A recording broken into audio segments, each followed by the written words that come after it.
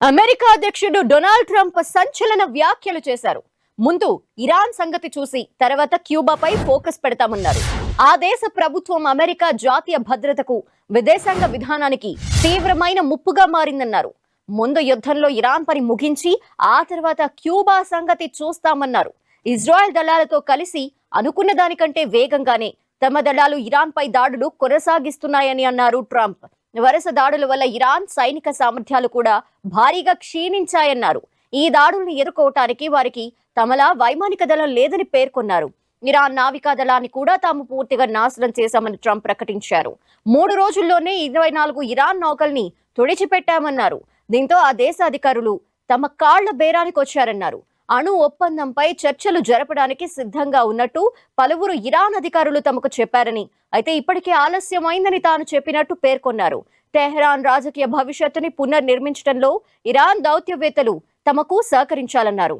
మరోవైపు తమతో ఒప్పందం చేసుకోవటానికి క్యూబా సైతం ఎదురు చూస్తోందని ట్రంప్ స్పష్టం చేశారు. పశ్చిమాసియాలో తమ ఆపరేషన్ ముగిసిన తర్వాత అమెరికా విదేశాంగ విధాన ప్రాధాన్యాల్లో పలు మార్పులు చోటు చేసుకుంటాయన్నారు అమెరికా ప్రెసిడెంట్.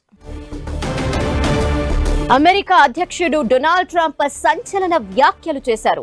ముందు ఇరాన్ సంగతి చూసి తర్వాత క్యూబాపై ఫోకస్ పెడతామన్నారు.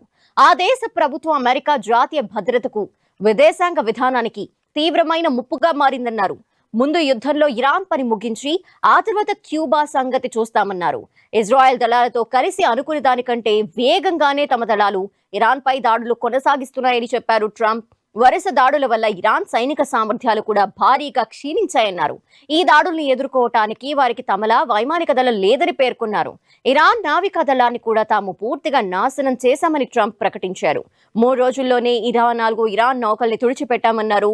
దీంతో ఆ దేశ అధికారులు తమ కాళ్లబేరానికి వచ్చారన్నారు. అణు ఒప్పందంపై చర్చలు జరపడానికి సిద్ధంగా ఉన్నట్టు పలువురు ఇరాన్ అధికారులు తమకు చెప్పారని, అయితే ఇప్పటికే ఆలస్యమైందని తాను చెప్పినట్టు పేర్కొన్నారు. టెహ్రాన్ రాజకీయ భవిష్యత్తుని పునర్నిర్మించడంలో ఇరాన్ దౌత్యవేత్తలు తమకి సహకరించాలన్నారు. మరోవైపు తమతో ఒప్పందం చేసుకోవటానికి క్యూబా సైతం ఎదురు చూస్తోందని ట్రంప్ స్పష్టం చేశారు.